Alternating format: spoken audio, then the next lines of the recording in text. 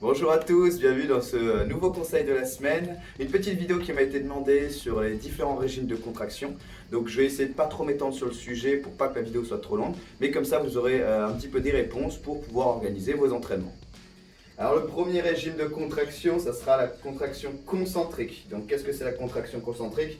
C'est tout simplement quand je vais rapprocher les fibres musculaires. Donc je vais prendre l'exemple du biceps. Tout simplement, quand je vais soulever un poids et que je vais ici le monter, je vais donc en montant ici, faire une contraction concentrique. D'accord? Donc, quel est l'intérêt du concentrique? Souvent, c'est, on va dire, la principale utilisation quand on veut faire de l'hypertrophie. L'hypertrophie, c'est créer du muscle, en fait. Donc, on utilise ce régime de contraction. Il faut savoir que c'est un régime de contraction où on a un peu moins de force, vu que tout simplement on va rapprocher ici ces fibres musculaires, donc on a un petit peu moins de force que l'inverse quand on tend son bras. Donc ça j'expliquerai après. Pour un autre exemple, pour le concentrique, donc je vais parler des quadriceps, donc c'est le muscle à l'avant des cuisses. Tout simplement, lui c'est un extenseur du genou ici. Donc tout simplement, en fait, quand je fais faire un squat et que je viens remonter ici, je rapproche les fibres musculaires de mon quadriceps. Donc là, le quadriceps sera en concentrique. Alors, le deuxième régime de contraction, c'est l'excentrique. Donc, l'excentrique, ça sera l'action opposée du concentrique. Donc, tout simplement, je vais remontrer par rapport au biceps parce que c'est plus facile, mais ça marche pour les autres groupes musculaires. Mais ça va être quand je vais avoir une charge très lourde, si je veux gagner en force, hop, que je vais retenir ici, tout simplement. Je vais la retenir et ensuite je vais, si j'ai une charge plus lourde que ma force max, je vais l'aider à remonter. Je viens retenir ici. Ça, c'est de l'excentrique. Bien entendu, on en fait tous naturellement dans nos mouvements, mais quand c'est en dessous de notre force, en fait, par exemple, ma poids du corps, c'est relativement facile. L'avantage de l'excentrique, c'est quand on met une charge lourde, je répète, ça va permettre de gagner en force. L'inconvénient de l'excentrique, c'est que c'est très traumatisant pour le muscle. Vous allez avoir de grosses courbatures, donc il faudra plusieurs jours de repos avant de pouvoir reprendre l'entraînement.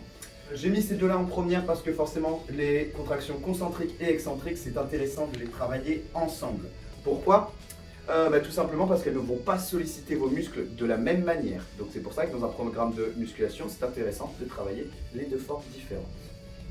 Troisième régime de contraction, l'isométrie. Qu'est-ce que c'est que l'isométrie? C'est tout simplement quand il n'y a pas de mouvement, donc on va tenir en statique. Vous pensez au gainage, je rappelle le gainage dynamique existe, mais là on va parler du gainage sans mouvement. L'avantage de l'isométrie, donc du statique, c'est que vous allez tout simplement améliorer votre afflux nerveux et ça va être très peu courbaturant. Donc ça peut être aussi utilisé à l'échauffement. Et ce qui est important aussi, c'est qu'un bon gainage vous permettra de gagner en force sur certains exercices de musculation. L'inconvénient du gainage, par contre, c'est que vous allez peut-être perdre en vitesse de contraction. Quatrième régime de contraction, c'est le régime de contraction pliométrique. Alors souvent, ça se fait à poids du corps.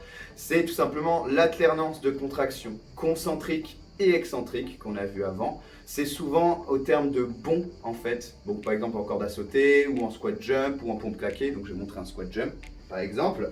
Donc je descends, hop, ici je saute, je redescends, je saute et ainsi de suite. L'avantage de la pliométrie, c'est que tout simplement vous allez gagner en puissance. Donc la puissance c'est force fois vitesse. Et c'est très utile pour les sportifs qui veulent gagner vraiment en vitesse sur un départ en sprint par exemple, sur des basketteurs qui veulent accélérer vite. Ça peut être très intéressant. Le gros inconvénient, et ce n'est pas des moindres sur la pliométrie, c'est que déjà musculairement parlant, ça va être très traumatisant, vous allez avoir des courbatures. Deuxièmement, en fonction de la pliométrie que vous choisissez, avec les changements de direction, avec les bonds, vous pouvez aussi augmenter le risque de blessure. Donc c'est pour ça, la pliométrie, c'est vraiment dans un cas particulier, il faut faire attention et le faire correctement. Et on n'est jamais à l'abri d'une erreur, donc on peut se blesser plus facilement. Cinquième et dernier régime de contraction, ça sera le statodynamique. Souvent, c'est un petit peu le moins connu. Qu'est-ce que c'est que le statodynamique? Tout simplement, c'est on va rajouter une phase d'isométrie dans son exercice de musculation. Donc là, je vais montrer à poids du corps, on peut le faire aussi avec des charges. Par exemple, sur un squat, je vais descendre, hop, et ici à mi-mouvement, la moitié, je vais tenir 2-3 secondes et je vais remonter très vite. Hop, je descends, je tiens la moitié et je remonte très vite. L'intérêt du statodynamique, souvent, c'est pour ceux qui préparent une compétition, en fait, Le terme un peu vulgaire, c'est faire du jus, c'est-à-dire qu'en fait, on va faire un petit peu un rappel de force et de puissance. Donc avant une compétition, ça nous permet de pouvoir gagner un petit peu en puissance et en force, donc d'être un petit peu plus optimal pour sa compétition.